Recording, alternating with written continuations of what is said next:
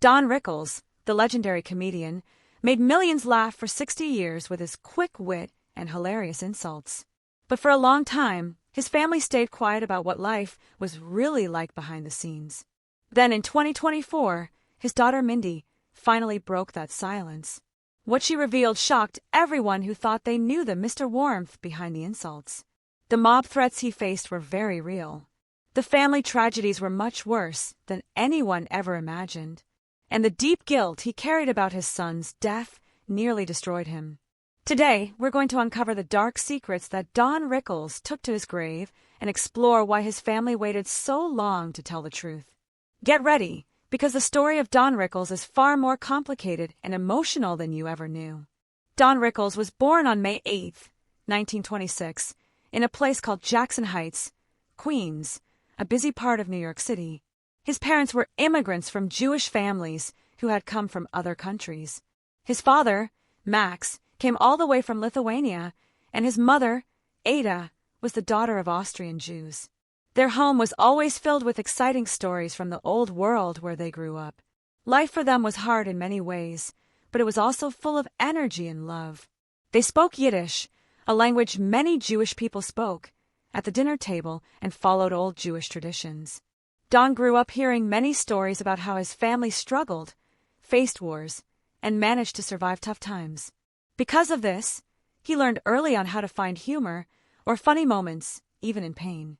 That special way of looking at life would become the very heart of his comedy later on. When he went to Newtown High School, Don wasn't a great student. His grades were not good, but he really stood out in other ways. He became the president of the Dramatic Society, which was like a club for acting in plays. Teachers noticed that even if he didn't study much, he really shined when he was on stage. He would often make fun of his classmates and even his teachers right to their faces, but in a funny way. Everyone at school called him the Clown Prince because he was always making people laugh. He finished high school during World War II and got what he called a war diploma, which was meant to encourage young men to join the military. Even in a strict school, his wild and funny humor always broke through. When he turned 18, Don joined the Navy. He served from 1943 to 1946 during the war. He was stationed on a ship called the USS Cyrene, which was a support ship for smaller torpedo boats in the Pacific Ocean. The heat was incredibly hot, the work was very hard, and danger was always nearby.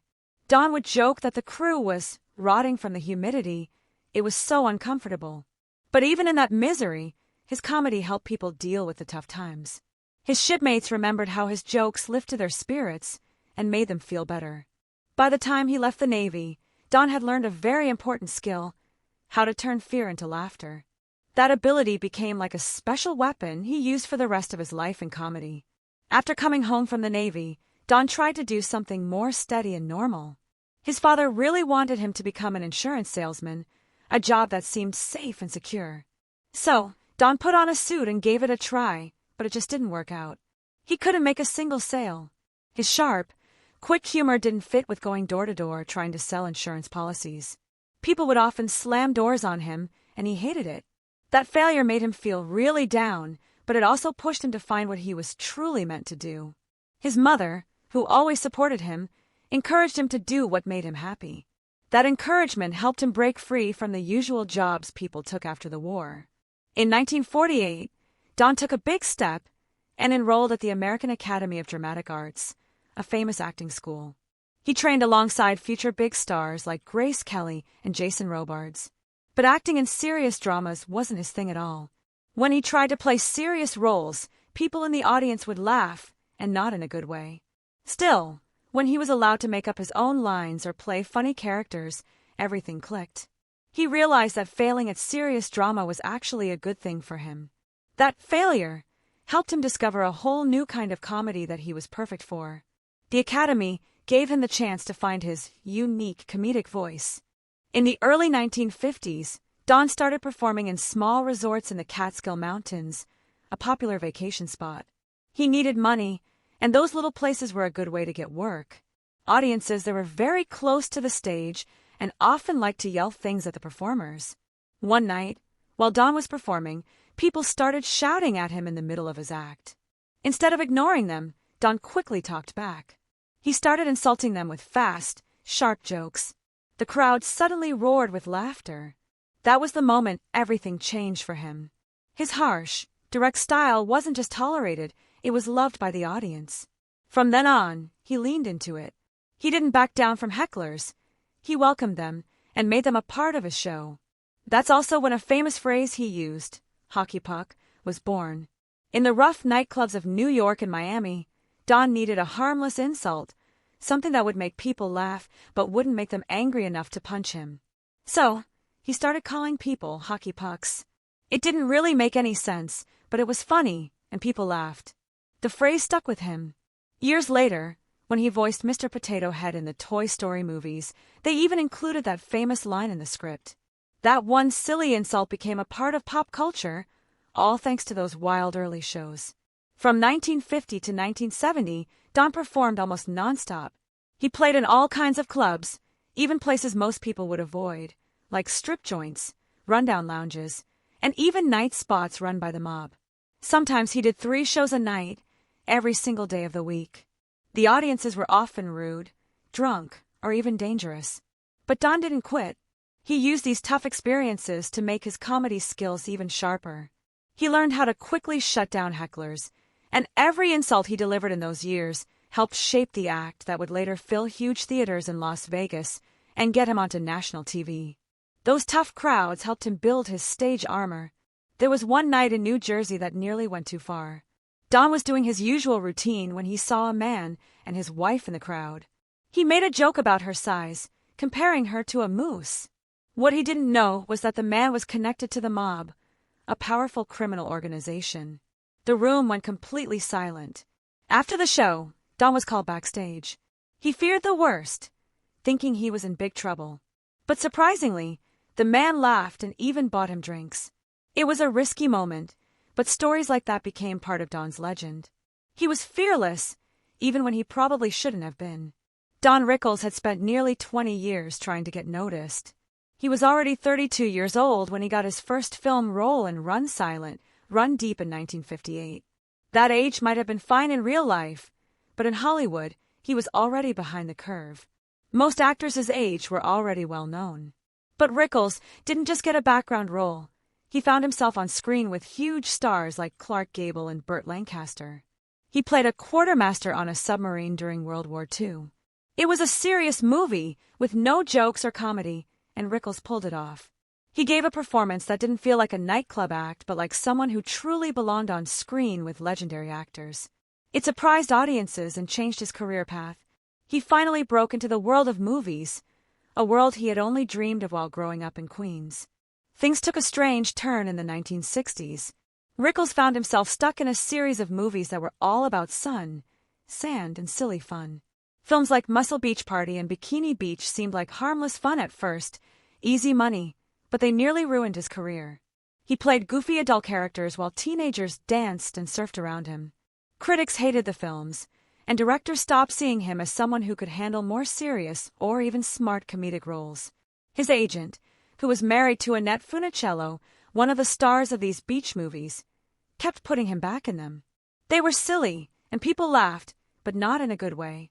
Even years later, Barbara Bush, the former First Lady, jokingly made fun of Rickles for those roles at a White House dinner. These roles stuck to him like glue. He made them funny, yes, but it almost cost him everything he had worked for. Just when it seemed like he'd be trapped in goofy parts forever, Rickles took a different path. In 1963, he appeared in a strange little science fiction film called X, The Man with the X-Ray Eyes. Directed by Roger Corman and starring Ray Milland, it was a low-budget movie with big ideas. Rickles played a carnival barker, a person who tries to attract people to a show, trying to make money off a man who could see through everything. In this movie, he didn't crack jokes. He didn't play for laughs. He acted, and it worked really well. The film ended up being popular with sci-fi fans and gave Rickles a new kind of attention. For the first time, people saw that he could handle darker, more serious material. He wasn't just a funny guy in loud suits anymore. In 1967, Carl Reiner directed Enter Laughing, a comedy about a young man trying to become an actor. Rickles had a small part as a tough-talking acting coach named Harry Hamburger. He wasn't on screen for long, but when he was, people paid attention. His timing was perfect. His lines landed hard and made an impact. Critics said his scenes were some of the best in the film. This was his first real chance at comedy on the big screen, and he nailed it. He finally got to show movie audiences the same magic he had shown in nightclubs for years. The film didn't make him a household name, but it got him closer to becoming one. Then came Kelly's Heroes in 1970. That movie changed everything. The cast was full of huge stars: Clint Eastwood, Telly Savalas, Donald Sutherland. But Rickles held his own among them. He played a wisecracking, smart Alex supply sergeant named Crap Game, and he nearly stole the whole film. It was a war movie, but not a typical one. It had humor, action, and a unique attitude. Rickles' fast-talking, money-hungry character was a perfect fit. The movie became a hit and eventually a classic that many people still love. Suddenly, Rickles wasn't just a guest on talk shows or a comic in Las Vegas. He was a real Hollywood actor. Behind the scenes, one bold moment helped shape Rickles' entire career. It happened in Las Vegas at the Sands Hotel. Frank Sinatra, who was the most powerful and famous entertainer in America, was having dinner. Rickles, who was still mostly unknown, was also there on a date. Wanting to impress the woman he was with, he bravely asked Sinatra for a favor: to walk over to their table and act like they were old friends. Sinatra agreed, but when he approached the table, Rickles didn't thank him. Instead, he waved him off and said, "Frank, not now. Can't you see I'm with somebody?" Sinatra could have ruined his career for that disrespectful comment, but instead he laughed. From that night on, Sinatra took Rickles under his wing and became his protector. Soon after, Sinatra gave him a nickname, Bullethead. It wasn't an insult. It meant Rickles had earned a special spot in Sinatra's powerful world. Sinatra gave him that name after another moment on stage in 1957. Rickles saw Sinatra in the audience and, always pushing the limits, said, "Make yourself at home, Frank. Hit somebody." Everyone in the room froze, terrified, but Sinatra laughed again. He liked Rickles' guts and his fearlessness. After that, nobody dared to mess with Don Rickles. He could say anything, even to the most dangerous people, and get away with it. Sinatra protected him like family. But protection didn't always mean safety. On April 6, 1972, Rickles was performing at the famous Copacabana nightclub in New York. Mob boss Joey Gallo was in the audience. Gallo had just gotten out of prison and was trying to rebuild his power. Rickles, ever the insult comic, made fun of him from the stage, calling out his time in prison, his reputation, everything he could think of. Friends backstage panicked. They begged him to stop, fearing what Gallo might do. But Rickles kept going, fearless. Gallo didn't react with anger. He even laughed. Still, the danger was very real. Later that night, Gallo invited Rickles to a birthday dinner at Umberto's Clam House. Rickles said no. Maybe he was tired. Maybe he just had a bad feeling. Hours later, the restaurant was attacked in a mob hit. Gunmen burst in and fired more than 20 bullets. Gallo died in front of his family. If Rickles had accepted that dinner invite, he would have been there. He could have been killed. That one decision, skipping a late-night meal, might have saved his life. Even as Rickles got older, he kept performing. In 1985, he stood on stage at Ronald Reagan's second presidential inauguration. He had always been a Democrat, but he went because Sinatra personally asked him to. That night, Rickles made fun of presidents, cabinet members, and celebrities just like he always had. Nothing was off limits.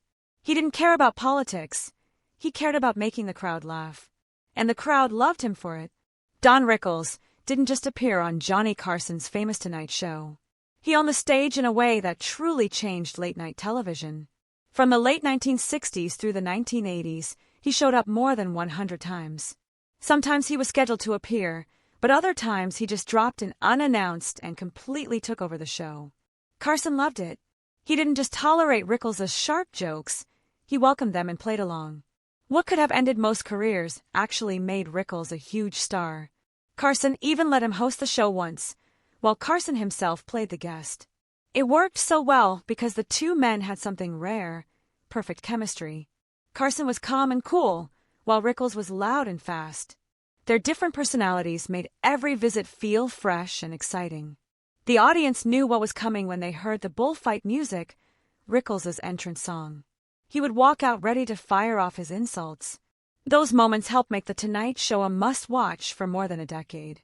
In 1976, Rickles was filling in as host when something small turned into something unforgettable. He accidentally broke Johnny Carson's wooden cigarette box. That box had been sitting on Carson's desk since 1967 and was a famous part of the show. When Carson came back the next night, he was confused about his missing box. Then he heard Rickles had done it, so he grabbed a camera crew and walked straight over to the nearby set of Rickles' new show. Carson barged in while they were filming and confronted him right there, live on TV. It was raw and unscripted, completely real. Rickles joked his way through it, pretending to be innocent. Carson pretended to be furious, but you could tell he was having fun. The moment became one of the most replayed clips in talk show history. It wasn't just funny, it was something new and groundbreaking. It blurred the line between different TV shows and made the host part of a story in a way viewers had never seen before. Rickles was great at live shows and variety programs, but sitcoms were a different story for him. In 1968, he got his own variety show, The Don Rickles Show, but it didn't last very long. In 1972, he tried again with a sitcom, also called The Don Rickles Show, but with a new format. This time, he played an advertising executive in a scripted sitcom, but it only lasted 13 episodes.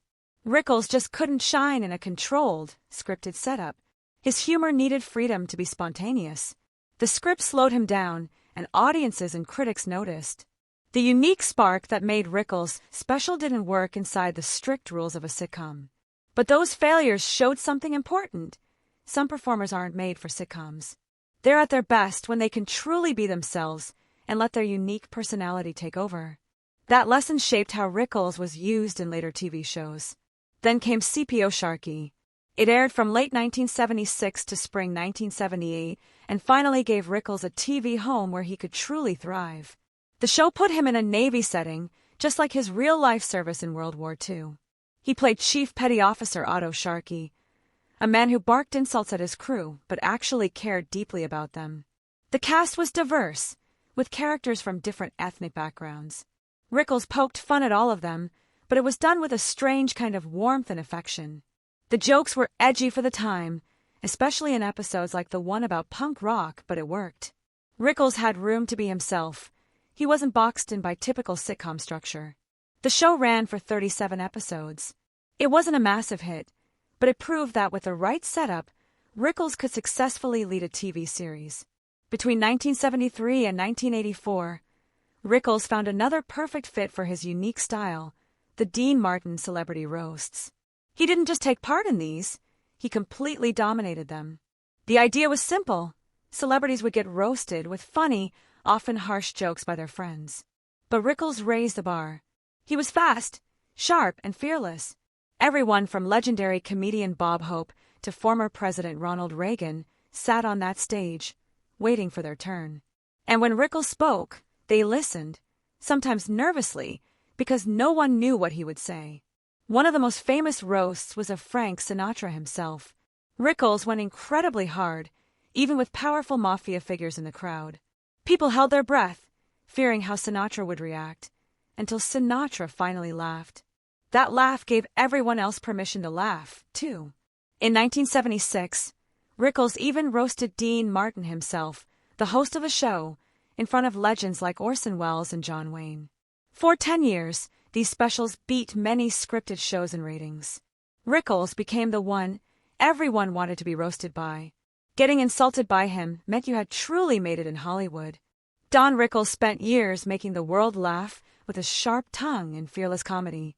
But off stage, his story was filled with quiet love, heartbreaking loss, and moments that few people ever saw. In 1965, everything changed for him when he met Barbara Sklar.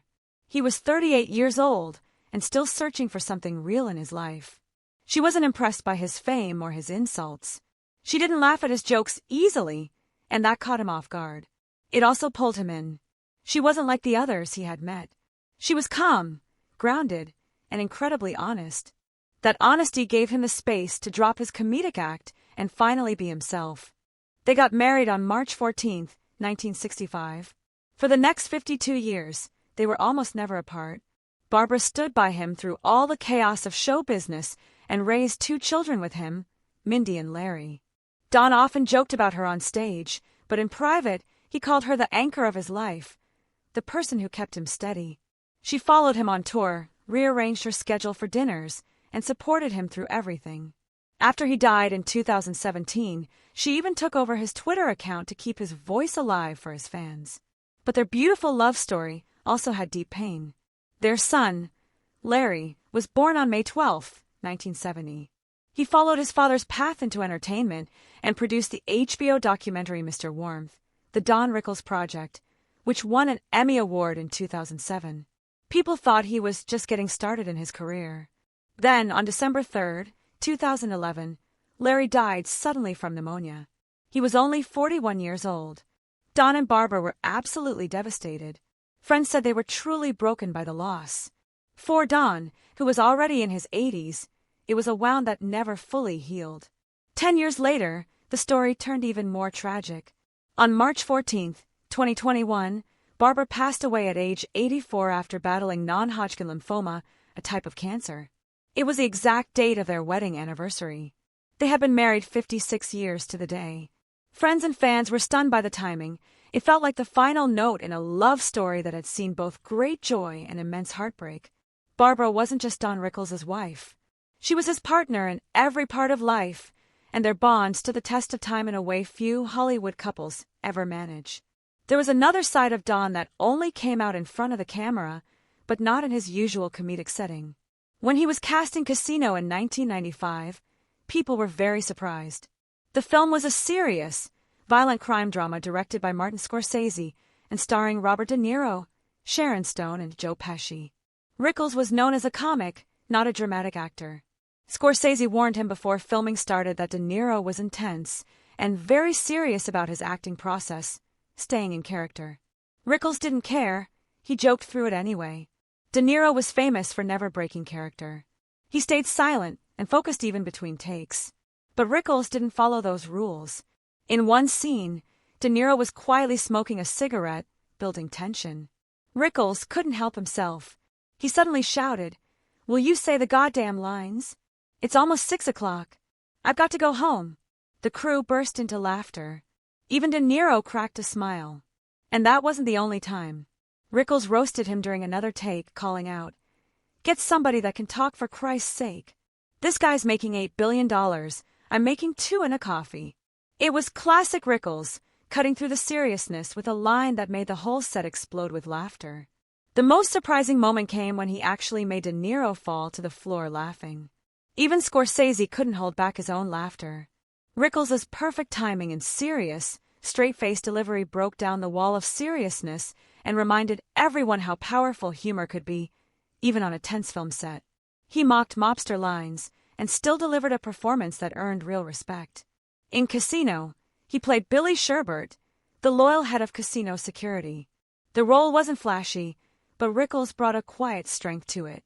It showed he could do more than just make people laugh. He could act with restraint and power when it counted. In 1995, something happened that nobody saw coming. Don Rickles, a comedian known for roasting celebrities with brutal honesty, suddenly became the voice of a children's toy. At 69, Rickles was asked to play Mr. Potato Head in a brand new animated film called Toy Story. It was Pixar's first full-length movie, and no one knew if the film would even be successful. Rickles had never voiced a cartoon character before.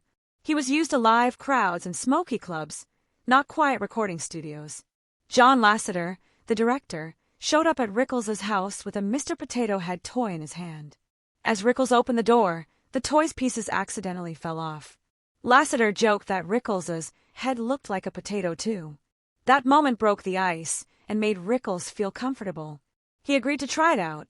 At first it felt strange, but soon he was bringing his sharp humor to the character in ways no one else could have.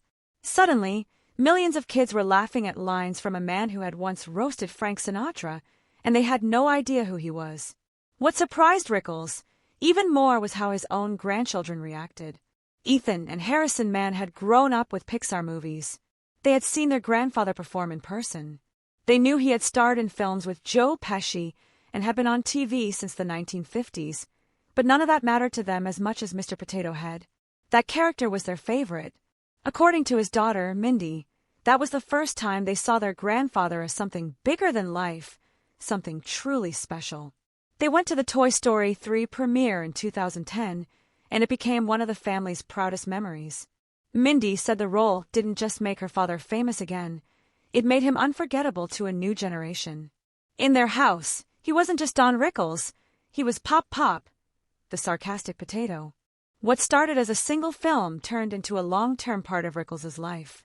He came back for Toy Story 2 in 1999, then Toy Story 3 in 2010.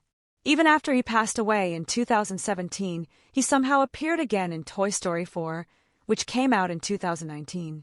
Along the way, he voiced the character for Disney theme parks, holiday specials, and video games. For one ride alone, he recorded over 750 different lines. He spent more than 35 hours in the recording booth, pushing his voice so hard he couldn't speak afterward. But he kept coming back. Even when his health was failing, he said yes every time they called him. He didn't see it as work. He loved that little toy and the joy it brought. Rickles didn't change his style for the role. He would read the lines, then just start making up his own jokes on the spot, improvising. His jokes were fast and raw, just like in his stand-up days. Pixar loved it. They shaped the animation to match his voice perfectly. Most of Mr. Potato Head's best moments weren't written in the script. They came from Rickles, just being himself. Behind the scenes, the man who insulted everyone on stage turned out to be kind and humble in person. Animators were shocked by how sweet he was. The character wasn't just funny, he felt real and lovable. When Rickles passed away in April 2017, fans and the Pixar team were devastated. He hadn't recorded anything for Toy Story 4 yet, but his family didn't want his character to disappear. So Pixar sound engineers dug through decades of recordings, old takes, theme park clips, even video game audio. They carefully pieced together enough dialogue to keep Mr. Potato Head alive in the final movie. In Toy Story 4, he doesn't speak much, but every word you hear is genuinely Rickles. The movie ends with a touching tribute to him. It was a quiet way to say goodbye, but a powerful one. Even as his health declined, Rickles refused to slow down. In 2017, the same year he died, he was still planning shows. He had one scheduled with Regis Philbin in May, just 1 month after he passed. He even tried to push the dates to later in the year, hoping he'd recover in time. He told reporters in February that he felt good at 90 and had no plans to stop performing. Behind the scenes, he was also working on a TV project for AARP, an organization for older Americans. He simply never gave up. He died at home in Century City, surrounded by his loving family, just weeks before his 91st birthday. His wife Barbara had been by his side for 52 years. He had lost his only son, Larry, back in 2011, a profound sorrow he carried. And after his death, the family asked that donations be made to the Larry Rickles Endowment Fund at Children's Hospital Los Angeles, keeping his son's memory alive through helping others. The tributes after his death revealed something most people didn't expect. Jerry Seinfeld called him comedy's Mount Rushmore, meaning he was one of the greatest comedians of all time. Bob Newhart, his closest friend, said he was the kindest man he had ever known. Jimmy Kimmel cried while speaking about him live on air, showing how much he was loved. The man known for tearing people apart with jokes turned out to have a huge heart. Friends and fans said he was generous, caring, and deeply loyal. He donated to countless good causes and quietly helped other comics behind the scenes when they were struggling. He gave time and money to Jewish charities and helped raise money for children's hospitals. He made fun of everyone, but he also helped almost everyone he knew. His daughter, Mindy Rickles, has worked hard to make sure people remember who he really was. She has helped create exhibits, post old clips, and tell the stories behind the jokes. She says he was more than just a comic. He was a loving father, a devoted grandfather, and someone who cared deeply about people. She's made it her mission to share that warm, caring side of him with the world. Because even though Don Rickles will always be remembered as the funniest insult comic in history, the truth is his biggest legacy might be how much he cared about everyone, even the people he playfully insulted. What do you think about Don Rickles' incredible life and the emotional truths his family has finally shared? Did this change your view of the insult comic legend? Let us know in the comments below.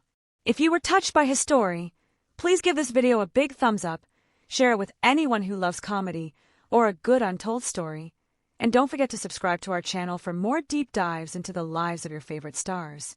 Your support means the world to us and helps us keep telling these powerful stories.